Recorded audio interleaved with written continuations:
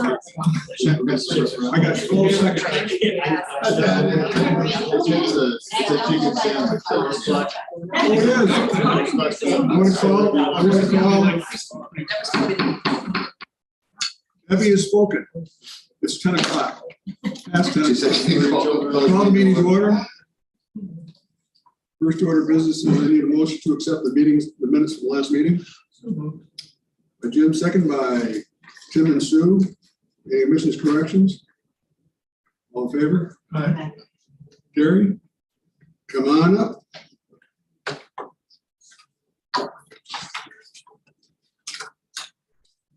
Good morning, everyone. Okay, so we have to start off with the reports. So I'd like to start off with the cybersecurity report. I don't know which order you folks have them in. I changed it again slightly, left the top section so that you can see everything on there, but the bottom section, I'm just trying to find a way to make it a little more meaningful, so to not just have sent and received and be able to actually see the numbers. So I did a stacked graph this month that shows you the good mail and then the different types of mail. So altogether it's the total mail, but it kind of gives you an idea of the email that's coming in and the type of risks that come into the county. So, if anybody has any feedback or anything on those, let me know. I'm just looking at the investigation breakdown. It looks like what's on my thing is black. Yeah. It's pretty consistent from last year. The second one, is that Office 365? For 365, That went up quite a bit. they're all a bit different, and we've been doing some reconfiguration on our learning as well. So no, 365 is actually green, and so it's a little sliver right there. I got black. Oh, you guys don't have a color. Oh, sorry. There's color. Makes it a little easier. What was over here? Which one? So you got Office 365 here, not over here. Is that 365? For the breakdown from, yes, this little sliver. And this one looks increased. The orange, yep, that is, that one is called snorts, which are a type of packet that they're capturing. It's a type of packet that they're capturing. So there's a bunch of different ones. I don't know that I can't give you a better breakdown than that. It's so funny. Last one, I looked at the color from the computer. Oh, okay. Here, and they got this. Like the color, I can. Yeah. Totally perfect. Was there anybody who could get that cheap? Oh, there it is. Yeah. Like that? I just gotta look in the right direction. Debbie's got a big. Start thinking of $1 million and see. Debbie's like, Just trying a different perspective. Debbie's ahead of us. She didn't know it was ahead of us. That's a good thing. Debbie, Terry, so only 44 investigations out of 632 million observations. Yep. That's an extremely low percentage, and then only 8 of those were actually taken. Right. That's good. That's really Well, it's good. actually great. It's because the company that we use that does the managed security and response is able to resolve and know that everything is good ahead of time without us having to physically investigate it. That's awesome. Whereas if we were trying to do that ourselves, Right. So much more time. Right. Yeah. The company is very happy with it. It's We've just had it talking for about years now. efficiency. It's another one. That's awesome. Yeah, and then the item of interest I put on for this month, I thought it was relevant to what we do. Maybe not necessarily the specific plugin that they reference, the WooCommerce plugin to take payments, but the fact that it's a WordPress vulnerability. And the only reason I wanted to mention it or put it as an item of interest is that many websites that are out there these days are built with WordPress. Probably some of your town sites as well, a lot of them.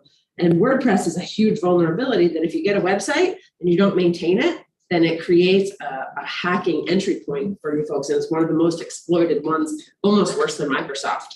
And so I only put it out there as an item of interest just to for all of you maybe to think about who you have hosting websites and if they're using WordPress and making sure that whoever the vendor is patching it properly.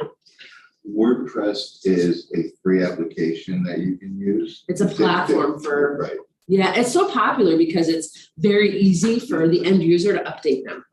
So it breaks down into modules, and then, once the web developer is done, he says, okay, here you go. And then you do all your content updates by logging in. But if those aren't patched regularly, then it creates a big vulnerability. So that was why I chose that as an item of interest for. Are there any other besides WordPress that are similar to WordPress, like Blogger or anything? Like There's a that? lot of them out there, and they definitely all will have their vulnerabilities if they're not updated, just like, Microsoft Windows or any of the other products. We want to make sure to keep everything updated. But WordPress is just so widely available, it's a big target because so many people use it. Questions for Beth on the cybersecurity report? Moving on, tickets. Ticketing report, same as it is for most months. I don't know if anybody has any questions on that. But once again, you've got almost half of them are DSS. Yep, there's 3 full-time techs down there, so they're definitely reporting a lot. They're all dealing with tickets continuously. Is there some particular type of problem? I'm sorry, I'm advertising around here. There's some particular type of problem that's happening down there? No, just everything. I'm actually been very pleased to see the numbers from there because their techs they have are really documenting their work well. I mean, I think it's really great. So not any particular types, everything from new computer installs to resetting users' passwords to everything that they do, they're putting in the ticketing system. Could you have any sense of how much of this is routine stuff like installing new computers as opposed to problems, issues that they're having? It's a combination. So a lot of it's going to be the routine maintenance, password resets, and setting up users, but they've had a lot of transition down there, not only moving, to other locations, but new staff that are coming in and staff that are leaving. And so those things all trigger IT things to happen. It just seems like a huge workload. They have a lot. They have, I want to say 150-ish employees down there. Yeah. So it's a good chunk. Yep. Well, but it's still half of what all the rest, they're almost as much as all the rest of the county is generating. That's Right. Well, and they're very particular working with the state, and then they're also documenting everything, including administrative tasks. So even administrative time is being documented in the ticketing system, as it should be, and we're working toward all of that in IT as well. Okay.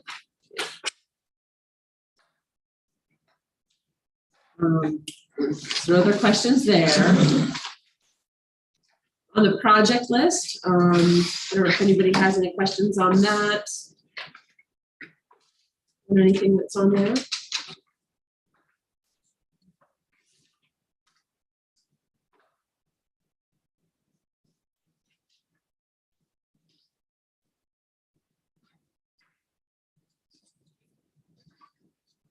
If there's no questions on that, I did want to just make a comment. We do have 2 brand new people in IT that have just started with us over the last couple of weeks, a new project engineer and a new help desk person, IT support specialist. So if you happen to see a couple new faces around, if anybody needs anything, I just wanted to mention. So we welcome them and they're doing great so far. Yeah. And, And then I have one other business. okay, The other business is I'd like to request, and forgive me if I get the terminology incorrect at all, I'd like to request an RFP waiver. We've been going through with the changes in the purchasing policy, and the New York State IT contract recently has been updated and made some changes, which is what we've been using to procure our professional services from ABS, which is the vendor we use for all of our professional services. So we'd like to request a waiver for RFP to enter into a 3-year agreement with them to provide our IT support services. The relationship with them is very similar to that of like an attorney, the way that they work. So we essentially pay them for a block of hours and then they deduct off the hours. The contract itself, we're still working out the details on, but it typically has different rates that are involved. So you'll have one rate, for on-call, a rate for this level tech and, administrative tasks. And so the rates will change a little so we can work through the contract details. But it's a very particular need because you can't just have anybody in our environment. It's a vast knowledge that they've created over the years or built over the years. They've been our support for at least 12 years here at the county, and they're very, very good at what they do. Ms. Wilson? Just to clarify, so many future large projects, say over $20,000, you would still be, we'd be doing that.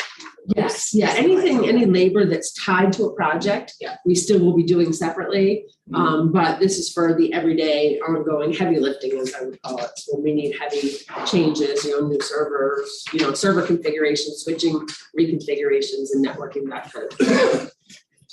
I'll entertain a motion by Tim, and I'll get a second. Second by Sue.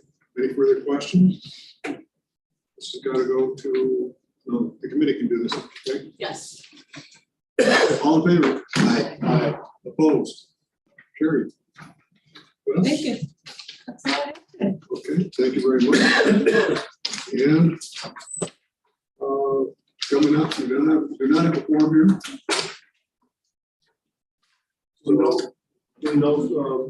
Have you heard from Supervisor Hack at all? No, I haven't. Haven't heard from him? Okay. Mr. Shaw, we know he's not going to be here. Mr. Rosell, I would assume will not be here. So.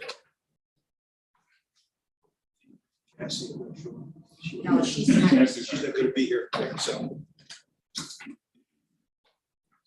So is there anything, not much we can do, but is there any information you want to get out or? I could just do my finance, the more important stuff, which was fine.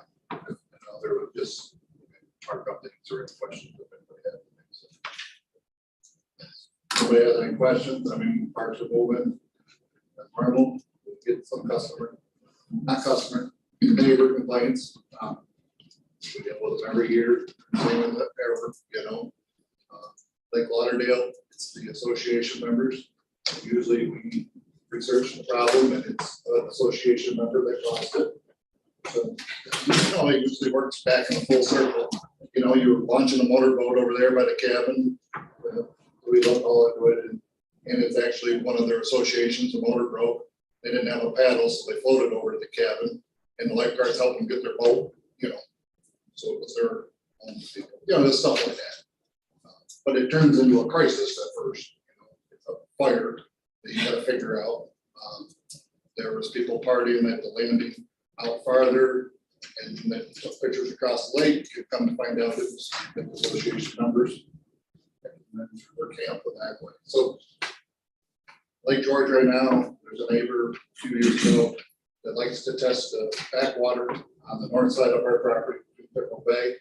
And when she does, she usually gets all sorts of high E. coli tests and everything. We'll do some testing on the beach herself, which, they get information. I don't know where they get it. Like we had a catastrophic septic failure, which is I don't really know their end goal, but right now we're dealing with that. I think even the Lake George Association stops dealing with these people. So now they don't get a hold of anybody. So the next thing is to get a hold of the county and start, I just 4 minutes before I came, started with threats, but it's the same thing. I dealt with the same thing 3 or 4 years ago. It's backwater. An animal can come down in there and die. I think a few years ago, they found like a dead falling in the water, now it's causing the bad test. So that's what we're after. I'll let you know if something, if it is something that is important or needs our attention, certainly I'll let you know. But so if you do hear from a constituent that so you'll hear it before. It's not a fire, it's not a big fire. The good news is, Matt, Lake Lauderdale is very well run and it is being used every day. And it's amazing how many people are actually in there, Yeah. taking advantage of it. It's great, thank you. Thank you for the. I don't really have the numbers for me in front of you, but it's not quite the same as Lauderdale, but Lauderdale is heavily, I think Saturday, I haven't looked at the numbers, but I bet you there was 600 people there Saturday. So lifeguards have their work cut out, our staff does have their work cut out because they're responsible for the beach and the whole park all the time, so. You see a lifeguard, got them out of the back, because they don't know he's got.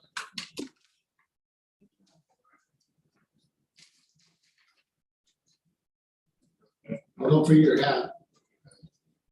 Thanks, man. Thank you, Matt. So,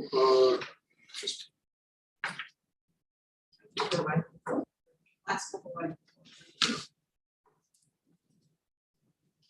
So every year I give you guys the full value tax rates and the graph that goes with them because you like to look at numbers and pictures and this is Like kind of somewhat, the ones that are affected the most, as you can tell, are the ones with villages. You know, you've got a whole additional village bill on top of your town and healthy and school bill. So those are usually the ones that are gonna be the highest full value tax rates. I give the calculations out.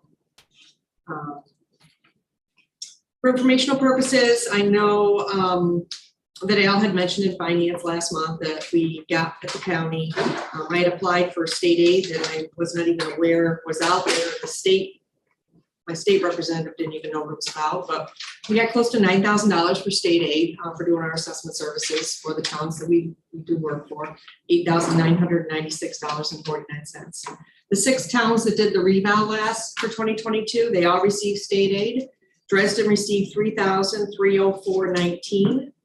Easton received $4,895.10. Fort Everett received $9,664.33. Jackson received $5,489.51. White Creek received $6,213.28. And then Salem came in with $5,996.50. So this was money that each town received with the reval being done and done timely and everything at 100% equalization rate. So all the towns should be receiving a check if they haven't gotten one yet. Towns of Greenwich and Kingsbury, she also does an annual update, the assessor there.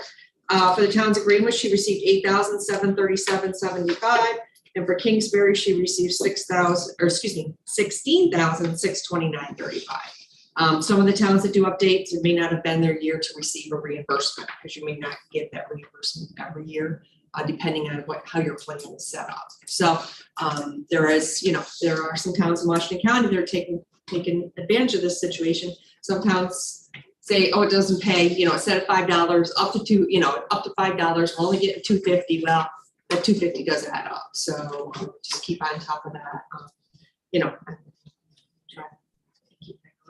The other thing I had, which will require a vote, was the Granville parcel that's on Church Street. I went to the village board, we did a subdivision, talked to Matt Hicks. He would like to put that forward to sell that individually online if possible, but I'll have to bring it to the next meeting to do something along that lines.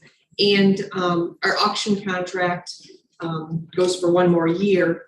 But since we're not having an auction this year, I wanted to talk to you about extending that like we had done in the past. Right now, the terms on the auction, it terminates on December 31st, 2024. So we've got time if we want to extend that one more year. And I'm also looking for a data collector. If anybody knows anybody that's looking for any kind of work, have them get hold of me. I feel. thank you. Okay. What's the data collector hour, what's the hours? No. Oh, it's 35 hours a week. 35 hours. Yeah, Okay. it's not 35 hours of data collection a week. I've done the math and we're only getting in about 11 to 12 hours a week of actual data collection. The rest of it's working in our office and doing other clerical work in the office. Perfect. Thanks. Melissa had one thing to add. Yes.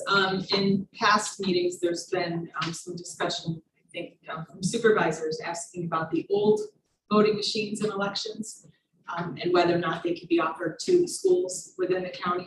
I reached out to elections last week and asked that question again, and they checked with Dominion, who said that the machines probably have about 2 years of life left in them. There would be no issue with offering those machines to the schools, see if they would like to use them. There are some guidelines that would have to be followed as far as disposing of the machines when that is done. But in order to offer them to the schools, if we want to do that, and I'll bring this to finance I think as well, we would just have to have a board resolution declaring those old machines as surplus to be able to offer those to the schools. And they may not even be interested in them, but we could offer possibly. Thank you very much. You're welcome. Anything else we can't vote on?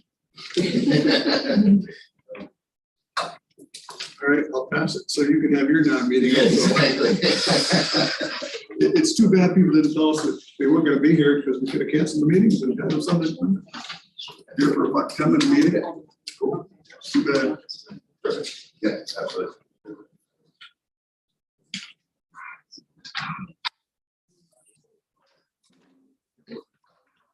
Well, non-meeting meetings start to order.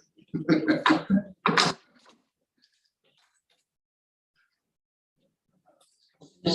can see, there's a committee. There's a, yeah. There is a meeting. What's that? I'll say No, we do not have a quorum. We only have two with the 7 here, so. The meeting's on the floor, we have that quorum. First time in history, we did have to cancel what we need for the lack of quorum. It's always a first time for everything. I'm gonna let Laura get started. What do you want to start with? Tourism? Yeah, I mean, fortunately, we don't have anything to vote on. I wanted to give you some brief updates on a couple of things. So as usual, we will be at the fair this year. Melissa, I know you and I haven't had any conversation. Last year, we shared the booth with personnel. I don't know if there's any need from any other department, but we will be there if somebody needs I to. know personnel is not planning on going this year. I guess the location of the booth really didn't seem to bring in a lot of people as far as recruitment. So they were not planning on attending. I think the location of the booth was great for tourism, though. Yep.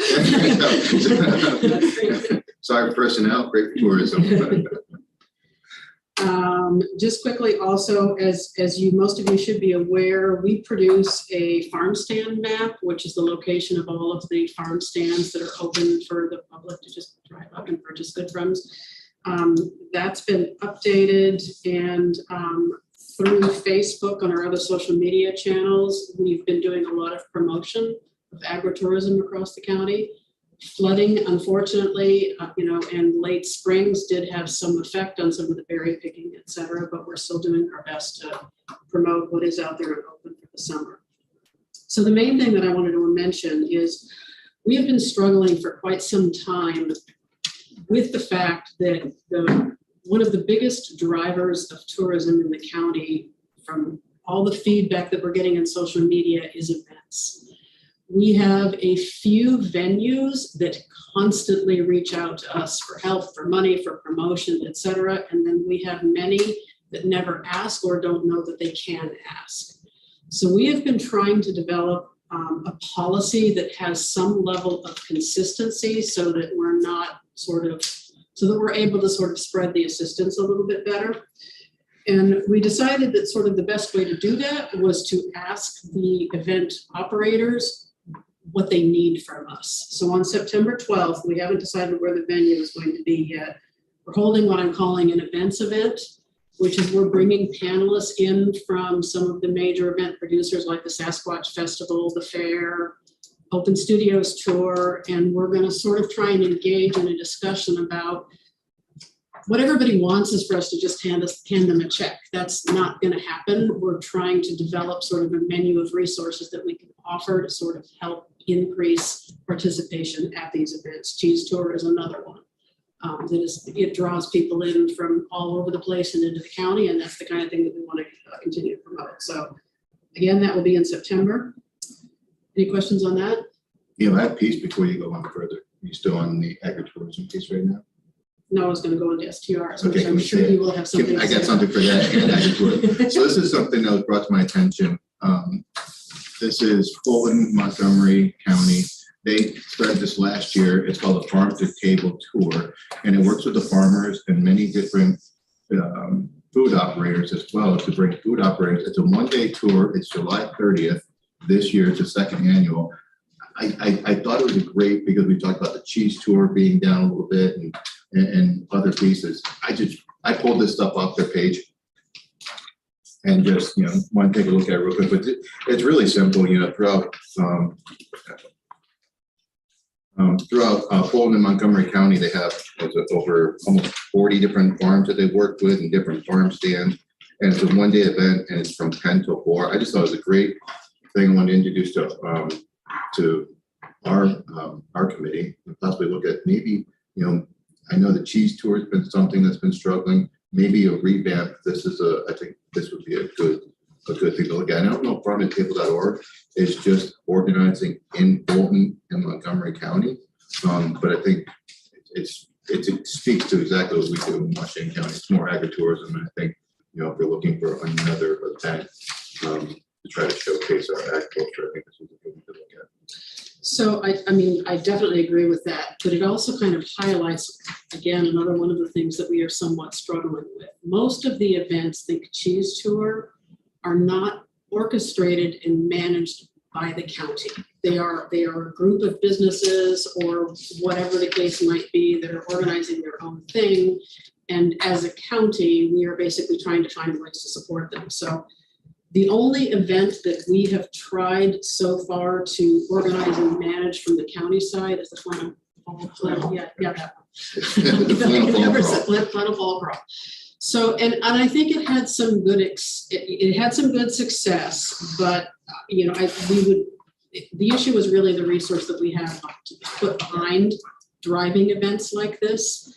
And that's part of the conversation that I think that needs to happen is there a way to encourage other agencies to sort of pick up the lead and do something like this? Or is this something that we as a county should be getting engaged in more? And if we do that, where are we going to get the resource from? So that was the other thing, and look more into this because there was sponsorships, the farms that want to be a part, and then there was general sponsorship and just the food trucks as well. So there's different avenues of revenue resource.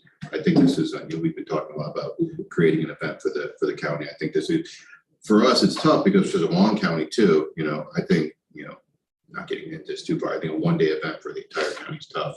You can break it up over 2 days and do a weekend out of it. But yeah, I think this is something that could benefit the entire county top to bottom and create an event. I don't know, summertime or what, but I found somebody posted this morning, so that's a great idea. They said they should do some Washington County, so I'm going to bring it up. Thank you. You're welcome. So, Good. so looking at this, there's a lot of small stands around Washington County. I don't know the catalog anymore. It'd be interesting because there's a lot of diversity up there. From baking stands to farms doing potatoes, creamery, nut meat, a lot of different variations on there. There's probably could put the cheese in there too. Alcohol, beverages, wines. Yep. Yeah. Obviously, there's no cannabis manufacturers here yet. Not yet. Growers here yet. Not yet. Well, actually, there is one. Sorry, there is. But there are a lot we put in place. So because we have that. So as I mentioned early on in the meeting, we do catalog the farm stands, which is basically a farm, whether it has a farm stand or a building that you walk into in which produce and goods are available for sale. Categorizing things like the craft beverage, well, that's sort of automatically done through the website. That's not to say that more promotion or other things couldn't be done, but what we regularly categorize and try, some farm stands are on the sort of ephemeral side. They may open for a year or two and then not again, and then some are fairly regularly open. So based on the information that we have, we update that once a year and try and keep it as accurate as possible, but things change. I can think of we have 3 vegetable stands and we got another farm stand with bakeries and stuff like that. Patty's Patch. No, I'm not, that's beside her. Beside her. But it'd be interesting, we figure something out to say, if we have one of those, get together and put signs up, go here, go there, if we don't have a catalog. And I agree with you that some would go actually annually or a couple of years and if they don't, but it would be nice to encourage the ones that aren't to get involved more. Again, I mean, it sort of goes back to there is more that we could be doing if it's events and activities that are driven by the county, but we don't have the resource to do that. So, that's something that we may discuss for next year, because as the whole tourism program grows, I think we are on an almost daily basis getting people who continue to reach out to us and say, didn't know this was there, how can I be involved, how can I help, how can we participate? So, Maybe if we do, we can get somebody. See if the towns can have someone to work with the county to have a lot of places in there. And absolutely, help put it together and do it. I mean, that'd be a win-win for everyone. absolutely. So, are you? Person. So an event coordinator is something that I have thought for a long time that we needed, but we tried a few years ago to talk to some of the major events, and what we consistently got was, we don't need you to do it for us, just give us money. So things have changed and have come a long way since then, and that is part of the reason for doing this event is to kind of go back and ask, like, again, assuming that we're not just going to give you a check, how can we be helping you? And perhaps an event coordinator is something that would be helpful. I laugh because I was having a conversation with somebody who puts together an event in Southern Washington County, like, well, how much money can you give us? That was the first question. It's like, well, it's not like that. That's not what we're trying to do. We're trying to figure out, how we can best serve you with, without just writing a check. But there's so many things that are between the history portion of the county. Yes. And certainly that's going to be, because for years, it has had some coordination. So certainly agriculture is changing. Yes. They don't have that time. I mean, some of them are going to retail, but the main farms, are too busy in farms. Right. So. Not every farm can have a farm Exactly. store, right? Exactly. Yeah, or an event space on the farm. For the education piece. Right. People going there, they're coming from Germany, they're coming from Europe, they're coming to see the farms and be happy. But we really don't know about that. It's really funny when some of our farmers go to like the New Holland convention and over in Europe, and they're like, "Oh, I know that same person." It's funny. There's just such a small network community around the world. Sounds like Yeah, it's along those lines about just on money, I was, what if we had any update on the Washington Historical Society and their reference? The 250th committee. Yes. So they were meeting, I believe, this week sometime. What I have asked them to do is to put together sort of a loose agenda of the kinds of events that they want to be held. So for example, we know that the last time the 250th was done, they took space at the fairground and then held like some reenactment events and did some things there. So I've had some conversations with the fair to say, how can we be working with you to get them space to help them get an event set up there? And there's other things that they have planned, because my intention would be, once I have a better, and if you're not going to get an exact schedule right now for what's going to happen over the next 2 years, but what I'm trying to do is sort of get a concept in mind as to what they're going to do and how we can support them, which would be done with the ARPA funds. So when I do my budget in September and we start looking at moving some of that other $200,000 tranche of money, I will set aside some of that to support the 250th. Until I hear back from them, I don't know exactly what that's going to look like. But yes, we are continuing to have conversation with them. I've also asked it early on in the conversation, again, just like everybody else, it was a give us a check and we'll go do this. So one of the things that they wanted to do was to create a website and do some social media stuff. And we have a very good social media company. We can add pages on the existing tourism website. So that's another thing we're kind of going back and forth on, is how should we be promoting this and where should we be putting information? But yes, that's definitely something that we're continuing to work on. Other questions? So the only other comment on tourism is we've talked for the last couple of months about the fact that the short-term rental legislation that would require all of the short-term rental platforms to collect and remit occupancy tax back to us never made it to the floor for a vote. So I would imagine it will come back next year because it has come back every year for several years and continue discussion. But for right now and for our budget purposes next year, we still only have the agreement in place with Airbnb and don't have one with VRBO because they have not been interested in executing one. So if we hear anything different, I will let you know, but unfortunately, from our standpoint, that never made it to the floor, so no additional revenue. I got some STR updates though. I went side road and just looked at year over year, comparing January 2022 through May 2022, because it's only through May 2023 right now, just looking at the revenues that's enrolled. So last year at that time, we had done 1.64 million in short-term rentals total revenue. This year, the trend is almost 3 million, 2.99 million in January through April and May, or through May. The increases were exponential in both March, April, and May. March was more than 200% up. April was 194% up, and May was 165% up. So we also know that there's a lot more inventory in our market for Washington County, which is definitely pushing that up. And you can see that in the rates are coming down in the peak months. So it's a more consistent rate. There's not much flexing of the rate. And we've noticed that this year too. I've had just in the last 2 weeks, I've had 13 calls of people looking for information, buying different, and they're all different parcels, Yeah. buying different properties in 40 and for short-term rentals. Really? Yep. Well, that's exactly what they said. You know, that's, The market's getting quite saturated. Yeah. I mean, it's still growing, and I took a look at Warren County and Saratoga County combined.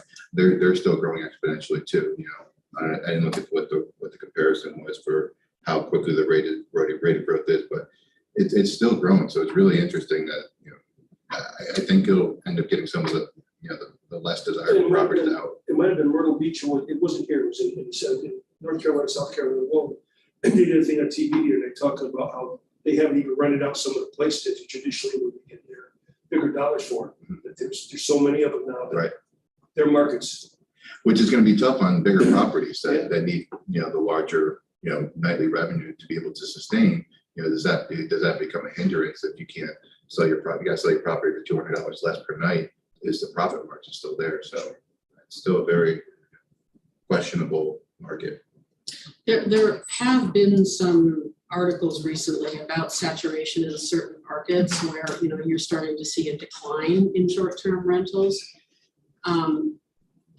But I would, and at some point it has to reach saturation. That's just market economics. It's going to happen. But in this area, you know, one of the things that may happen is that where you've got markets where pricing is still reasonable and availability is there, people who don't want to pay $10,000 a night to go to Myrtle Beach. They'll drive half an hour and pay half of that to, you know, Right. yeah, or a third of that. Yeah. Right. Yeah.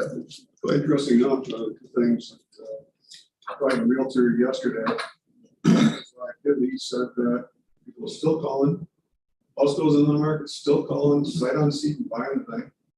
Not concerned too much about what the prices are. The second thing was more interesting. Well, there weren't statistics out there yet. There is some talk about Lake George and the outlet areas being softer than last year. So maybe some going to B&Bs. I don't think it's the Airbnbs. I just think it's, you know, number one, and we've always looked at this in the hotel industry, is the way 4th of July fell this year. It fell on a Tuesday or Wednesday. And you get that, you know, right now, 75% of people take their vacation in July anyway. So when you get the 4th of July falling on a Tuesday or Wednesday, people tend to take that first week. So you saw a hard demand for that first week. We'll follow up on that second weekend. That second week is softer. This past weekend was right back into it. So we'll see what the rest of the summer brings. But yeah, some of the short-term rentals I'm operating at, I saw a lull in the beginning of July, like for bookings, but bookings that come back up at a lower rate.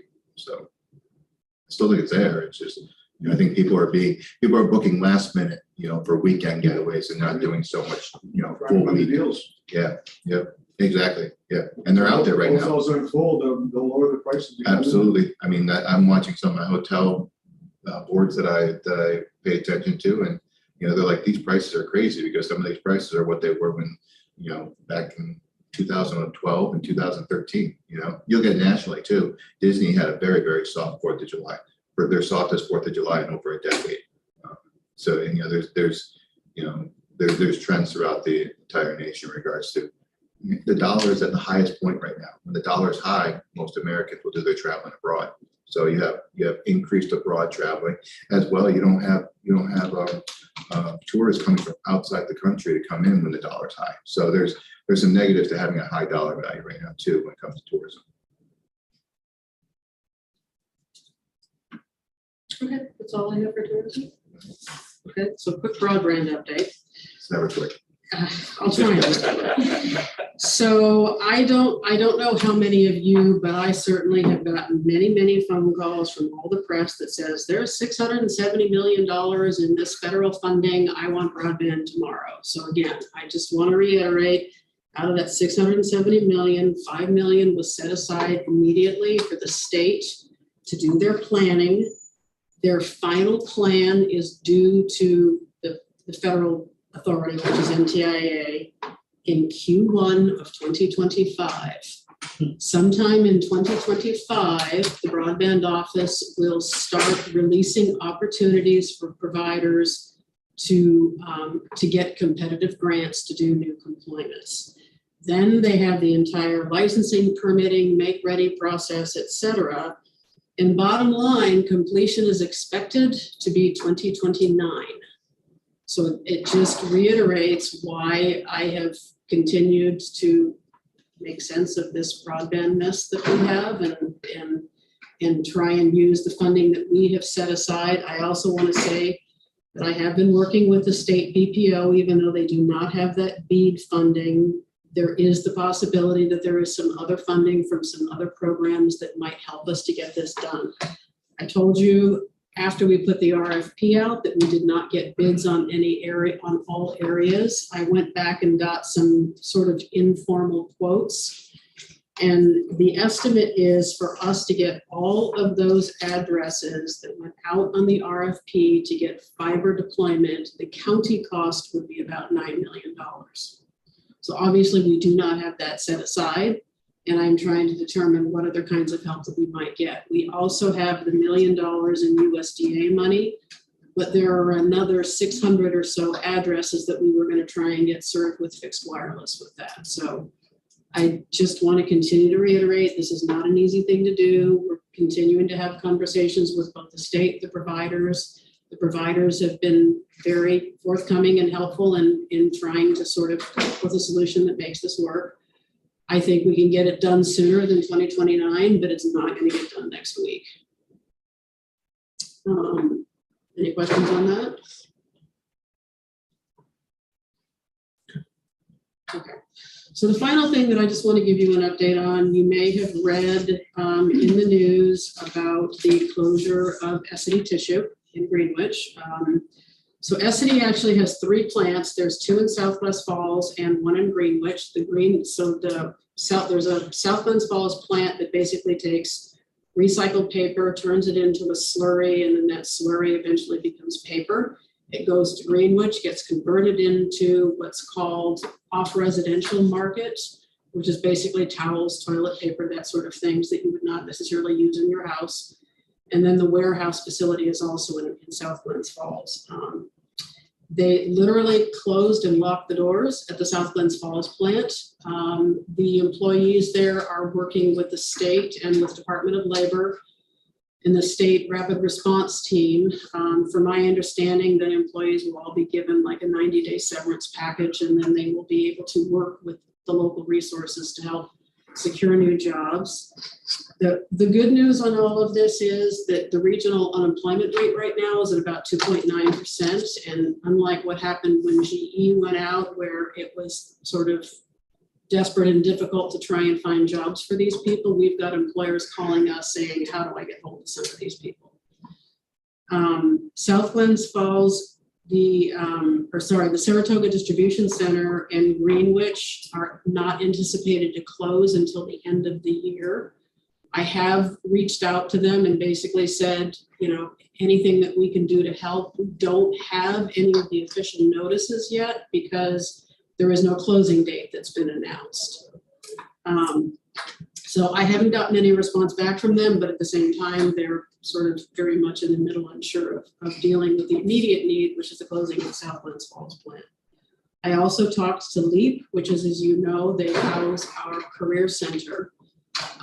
LEAP unfortunately did not have any information about what was going to happen in Greenwich, again, because the process says that they won't be notified until Essity comes up with a closing date for Greenwich. But I did ask LEAP, as well as what I have done, to try and reach out and be proactive in helping to make sure that we get the 98 people that are employed in that Greenwich plant, and the majority of them are Washington County residents, just to make sure that they have help in finding another job. We are also fortunate in that we still have 2 major paper producers in the county, Morcon and Irving. But there's also the fact that, for example, Essity Tissue supplied Stewart's. So, Stewart's may be interested in some of those people. So just wanted to let the board know that we're aware and trying to help moving forward. But we don't have a lot of information about the timing of what's going to happen in Greenwich yet. So there's already one company that's interested in this Greenwich plant. And they're reaching out and trying to find a real contact information for them. And second, keep in mind that Amazon is going to start their hiring phase in Granville in August. So reach out to people. Again, it just shows you that the economic picture is a lot different right now than it was when GE closed. I feel confident that there are going to be resources to help the majority of these people transition fairly quickly, and then we will hopefully have what you want to do is you want to match the right people to the right jobs. But there are enough employers out there who are actively seeking people that hopefully that can be done in a fairly quick and reasonable manner. Also, Irving got a list of people, requirements, they needed people. I have a list of the job titles in South Glens Falls, which again was more of a manufacturing environment, but again, we don't have it for Greenwich yet because they haven't issued the official notice, so. Go ahead, Sam. Once they get the official notice, maybe LEAP could work out a program with the employer to have some space there to put down and see people before or after shifts, rather than trying to get people to come up to their office. Right. As of right now, Saratoga County, through the Career Center there, is taking lead on this because 2 of the plants are in Saratoga County. But again, I have encouraged LEAP not to just wait for Saratoga County, but to be proactive. They're one of ours. They're in our county. So we want to make sure that they're right. And I'm concerned about that only for the fact they're going to take lead on it. So I hate to see our people live here be sent to Saratoga where we could be proactive Correct. and offer something that they may not be able to. Again, I have reached out to Essity. I haven't gotten a response yet. And when I spoke with LEAP, she said they're not required to, so they may not respond. But that's fine. But I think we should be asking. So that's it. That's all I have. The questions? I officially close this meeting. Did you officially start the night?